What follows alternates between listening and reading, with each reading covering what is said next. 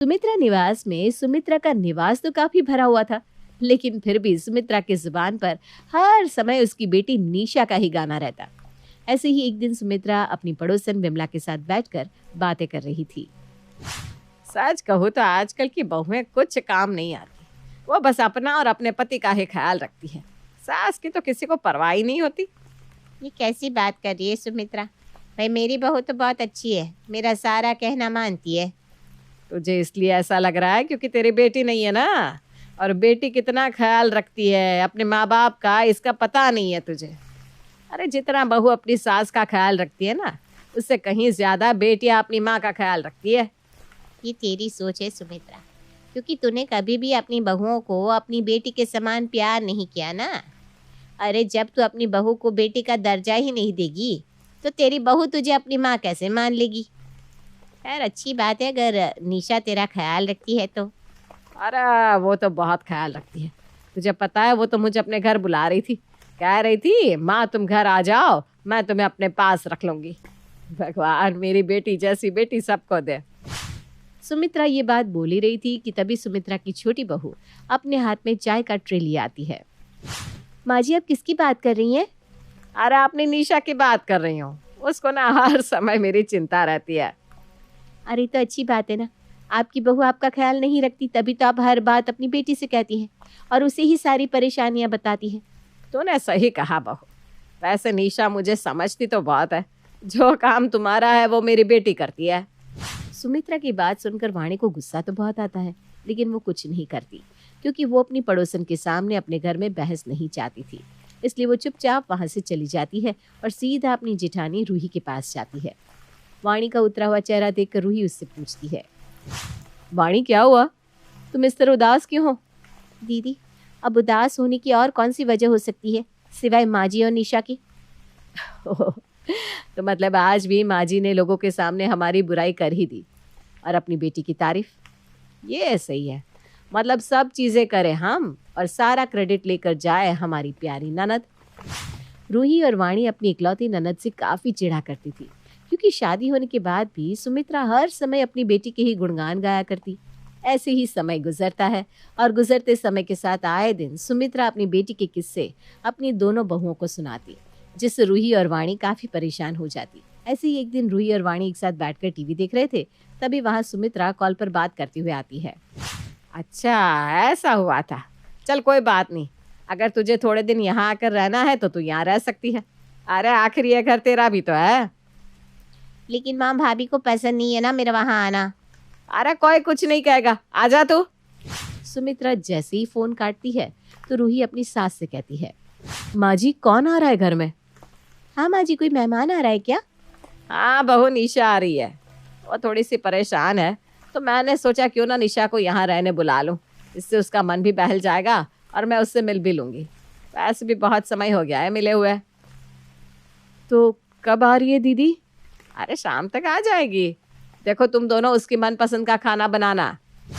इतना बोलकर सुमित्रा तो वहां से चली जाती है, लेकिन बेचारी रूही और वाणी अपने सर पर हाथ रखकर बैठ जाती हैं। दीदी, अब मैं अपनी ननद को नहीं झेल सकती। वैसे ही माँ जी हमारे कान में दर्द करके रखती है अपनी बेटी की बात बोल बोल कर। अगर दीदी यहाँ आ गई तो हमारा क्या होगा?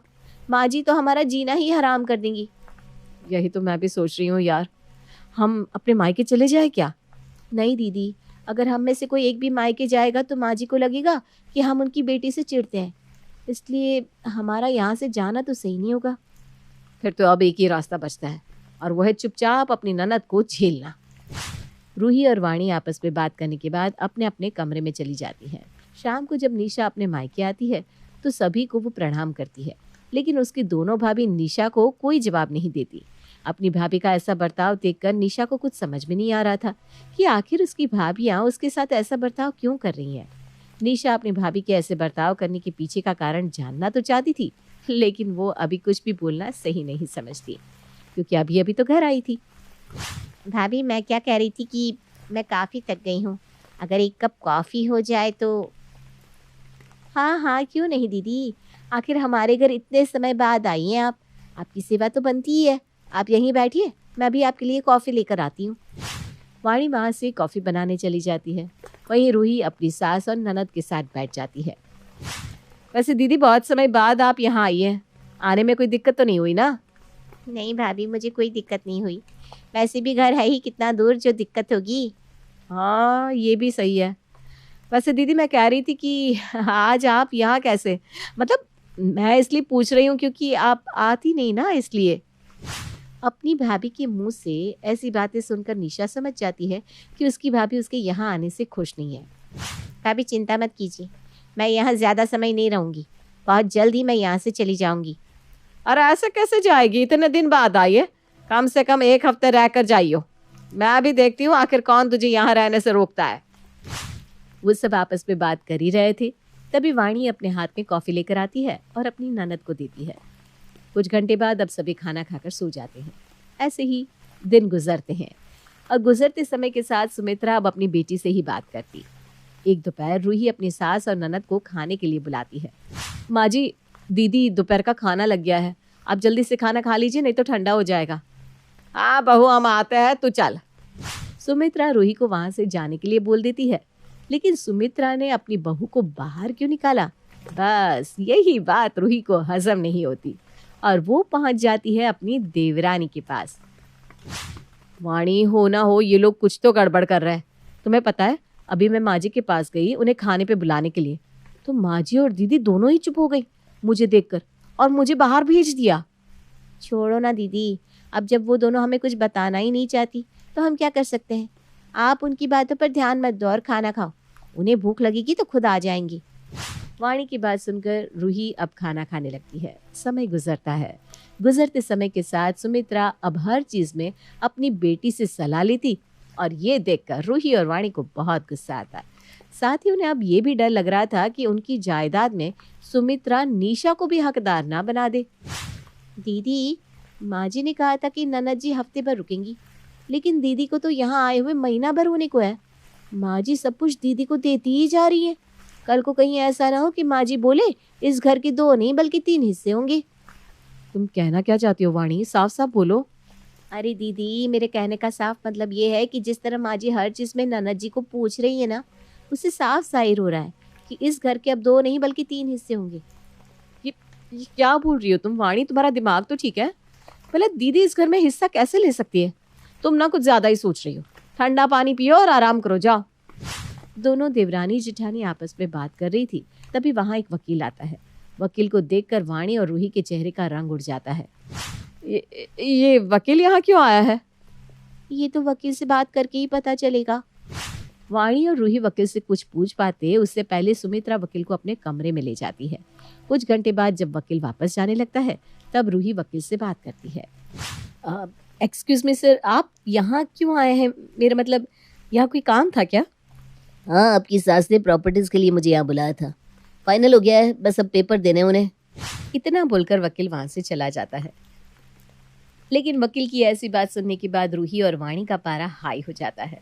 क्योंकि वो अपनी सास से कुछ नहीं बोल पाती, इसलिए वो दोनों ही अपना सामान पैक करने लगती है। पर जब ये बात सुमित्रा को पता चलती है तो वो अपनी बहू के पास आती है। तुम दोनों का दिमाग खराब है क्या? तुम दोनों अपना सामान पैक क्यों कर रही हो? माँ जी, इस घर में रहने का भी क्या फायदा? अरे आप तो अपनी बेटी को ही हर समय पूछती रहती हैं। माफ़ कीजिएगा, लेकिन जब दीदी यहाँ नहीं थी तब आप हर समय दीदी का गाना गाती रहती थी, लेकिन जब दीदी आई तो आपने हमसे बात करना भी बंद कर दिया। अरे अगर हमारे पति इस घर में नहीं है तो इसका मतलब ये थोड़ी ना है कि आप अपनी मर्जी की चलाएंगी। और सबसे बड़ी बात, आपने हमसे बिना पूछे ही ये प्रॉपर्टी दीदी के नाम कर दी। ये क्या कह रही हो तुम? निशा परेशान रहती थी इसलिए मैं उसके पास रहती थी और प्रॉपर्टी उसके नाम हुई है, लेकिन हमारी नहीं, बल्कि निशा ने अपने लिए एक घर खरीदा है। दामाद जी निशा के साथ अलग रहेंगे। अभी उन्हें घर नहीं मिल रहा था इसलिए निशा यहाँ रह रही थी, लेकिन मैं नहीं जानती थी कि तुम दोनों इतना उल्टा सोच लोगी। अपनी सास की बात सुनने के बाद रूही और वाणी की नज़रें शर्म से झुक जाती है, जिसके बाद वो दोनों अपनी सास और ननद से माफ़ी मांगते हैं, क्योंकि उन्हें तो बस गलतफहमी हुई थी और वो दोनों उसे माफ़ भी कर देते हैं। इस तरह अब सब शांति से रहते हैं। अब आप कहेंगे कि ये क्या बात हुई? अरे भाई, जब आपके पति की बहन की शादी हो जाए आपके भाई से, तो हो जाएगा ना ननद का ससुराल, भाभी का मायका। चलिए तो कहानी को शुरू करते हैं। शशि अपने भाई का रिश्ता लेकर अपनी सास के पास जाती है। ये मेरा भाई है माँ जी, अच्छा कमा रहा है, अच्छा दिखता भी है, आप तो जानती ही हैं। कोई अच्छी लड़की हो तो बताइए। अरे तुम लोगों का तो खानदान इतना सीधा है कि मैं तो अपनी बेटी की ही बात करना चाहती थी। तेरी ननद को दिखाना, अगर उसे अच्छा भला घर मिल जाता है तो सब निश्चिंत हो जाएंगे, क्यों? शशि बिल्कुल नहीं चाहती थी कि उसकी तेज ननद की शादी उसके मायके में हो जाए, लेकिन क्या कर सकते थे जब शशि की माँ के सामने उसकी सास जाती है। अरे बहन जी, मैं अपनी बेटी मोना का रिश्ता लेकर आई हूँ। वो क्या है ना, हमने आपकी बेटी संभाली, आप हमारी संभाल लो, हैं? शशि माँ की तरफ देखती है जैसे कह रही हो कि माँ मना कर दे, मना कर दे। लेकिन मना करे तो कैसे? बेटी की सास की बात को कैसे टाल सकती है? जी, कैसी बात कर रही हैं? आपका आदेश सर आंखों पर। बस एक बार ना रवि से पूछ लेती हूँ। वो क्या है ना, आजकल के बच्चों का तो पता ही है, हम शादी तय कर दें और ये कहीं और नैन मटका करके बैठा हो। ये बोलकर शशि की माँ शशि की ओर देखकर आंख मार देती है, क्योंकि अब तो गेंद रवि के पाले में है। उसी को बेस बनाकर शादी के रिश्ते के लिए मना कर देंगे। कम से कम बेटी के मायके में ससुराल का कोई जासूस तो नहीं होगा। लेकिन कहते हैं ना, जो होना होता है वो तो होकर रहता है, तो आ जाता है रवि भी। अरे आंटी जी, आप कैसे आना हुआ? शशि, कोई शिकायत तो नहीं है ना तेरी? भाई को देखकर शशि के पसीने छूट जाते हैं कि तभी शशि की सास कहती है, अच्छा हुआ बेटा तू आ गया, तेरे लिए ही आई थी। वैसे तू सामने है तो बाद की क्यों प्रतीक्षा करूं, हैं? बेटा, तू तो मोना को जानता ही है, तेरे जीजा की बहन, तेरी बहन की ननद और मेरी बेटी मोना। उसकी शादी मैं तेरे साथ करवाना चाहती हूँ। तू बोल तो मोना से तेरे लिए बात करूं। मोना का नाम सुनते ही रवि की आंखों में दिल तैर जाता है, सीने में धड़कन तेज हो जाती है और रवि बैठा बैठा हवा में उड़ने लग जाता है। अरे क्या हो गया बेटा, कोई और है क्या तुम्हारी जिंदगी में? अगर है तो बता दो, नहीं तो मैं। रवि जैसे अचानक ये सुनकर होश में आता है। नहीं, मोना ठीक है, मैं शादी करने को तैयार हूँ। अभी चलते हैं ना, मैं मैरिज का हॉल बुक कर देता हूँ। आप बोलो तो सहरा भी रखा है जीजा जी वाला, उसी को ठीक करके मैं चलता हूँ साथ में। वो घोड़ी हड़बड़ाहट का आलम तो ये था कि सब रवि की ओर देखते ही रह गए कि कैसे शांत सा रहने वाला ये लड़का मोना से शादी के नाम पर पगला सा हो गया था। बस बस भाई, ठीक है, समझ रहे हैं तेरी भावना को, शांत हो जा। नहीं, मैं किसी भावना को नहीं जानता, मैं तो सिर्फ मोना को जानता हूँ। मेरी तो बस कल ही शादी करवा दो मोना से। हाय रे, शशि और उसकी माँ रवि की ओर देखती ही रह गई। वहीं शशि की सास यानी कि मोना की माँ, हाँ, क्यों नहीं, चट मंगनी पट ब्याह करते हैं, बेटा चिंता ना कर। और फिर हो जाती है मोना की शादी शशि के भाई से। शादी के बाद, देख मोना, मेरी बेटी तेरी ननद है और तू मेरी बेटी की ननद, तो रिश्ता ऐसा है कि सबको समझदारी से चलना होगा। ये ना हो कि दोनों घर का प्यार लड़ाई में पलट जाए। अच्छा, तो ये बात अपनी बेटी को समझाती ना। मैं तो ना किसी से लड़ती हूँ, ना ही ऐसा कोई शौक है। और हाँ माँ जी, जरा अपनी बेटी को समझा दीजिएगा, सुबह मेरी माँ को चाय नहीं देती है वो। अरे तो तू कौन सा अदरक कूट कर खड़ी रहती है, तू भी तो चाय नहीं देती मुझे, हैं? बस बात तो हो गई सासू बहू के बीच, लेकिन ये बात चिंगारी की तरह अब आगे बड़ी आग का रूप लेने वाली थी। मोना अपनी माँ को फोन करती है। पता चल गया माँ कि भाभी आपको चाय क्यों नहीं देती है। क्यों बेटा, पहले तो रोज चाय लेकर खड़ी रहती थी, जब से तेरी शादी हुई है चाय मैं खुद ही बना रही हूँ। बता बेटा क्या माजरा है? वो क्या है ना माँ कि मैं यहाँ अपनी सास को नहीं देती हूँ ना चाय, तो उसी का बदला ले रही है भाभी। अच्छा, तो ये है मजाल। रुक, अभी इसकी सारी हेकड़ी निकालती हूँ। और यहाँ से रोकर जब वहां मायके जाएगी ना तो तू उसका जीना हराम कर देना। बस फिर पता चलेगा कि क्या होता है सास से पंगा लेने का हाल। तो देखा, जिस माँ को ये समझाना चाहिए था कि बेटी सास को 1 कप चाय देने में तेरा क्या जाता है, दिया करना समय पर वो तो अपनी भाभी का मायके में जीवन हराम करना सिखा रही थी। अब आगे। माँ जी, मैं ना कुछ दिनों के लिए मायके जा रही हूँ। वो क्या है ना, बहुत दिनों से काम कर करके मैं थक गई हूँ। और हाँ माँ जी, मोना को कह दीजिए कि मैं आ रही हूँ तो वो यहाँ आने का प्लान कर ले। मैं क्यों बोलूं? तेरे घर की बहू है, वो तू जाने, तेरी माँ जाने। मैं बेटी को गलत संस्कार ना देती हूँ और ना ही मेरी बेटी कुछ गलत करती है, समझी? समझती हूँ मैं सब। माना गलत बोलती नहीं, लेकिन सही भी करने की सलाह आपने कभी दी नहीं होगी। मेरी माँ परेशान रहती है वहां पर। शशि इतना कहकर शांत हो जाती है, लेकिन सास भी सास होती है। शशि घर से निकली नहीं कि बेटी को फोन कर देती है। अरे वो तेरी भाभी आ रही है। हद है, क्यों आ रही है ये? और वहां कौन संभालेगा आपको? कौन देखेगा घर का खाना, टिफिन? अरे इतना सोचने वाली बहू हो तब तो हमें स्वर्ग ही मिल जाता, लेकिन उसे तो किसी चीज की फिक्र ही नहीं है। बाकी तू देख लेना क्या कर सकती है। मैं क्या कर सकती हूँ?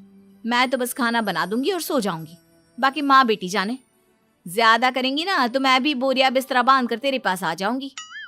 सास को भी बेटी की बात समझ में आ जाती है। थोड़े दिनों बाद मोना किचन में काम कर रही थी कि उसे शशि की बात कान में सुनाई देती है। देख तो मोना कैसे तेरा हार पहनकर पूरे घर में घूमती रहती है। मेरा तो मन करता है कि कह दूं कि हो गई शादी, अब मेरी बेटी का हार वापस कर दो। माँ, मैंने इन लोगों के लिए क्या क्या नहीं किया, लेकिन ये लोग ना, मुझे तो आदित्य पर भी गुस्सा आता है। कितनी बार कहा कि अलग घर ले लो, इन लोगों से दूर रहते हैं। और क्या, तेरी सास को खुद काम करना पड़ेगा तो पता चलेगा। बड़ी हीरोइन बनती फिरती है पूरे शहर में। मैं तो चाहती ही नहीं थी कि तेरी ननद तेरे मायके के घर की बहू बने। हाँ, पर मेरी सास को देखा नहीं था, कैसे पगलाई हुई थी भाई से शादी के लिए। पता नहीं था कि कैसे यहाँ की बात वहां हो जाएगी। मेरा तो मायका गया ना खुलकर रह सकती हूँ, ना माँ से बात कर सकती हूँ।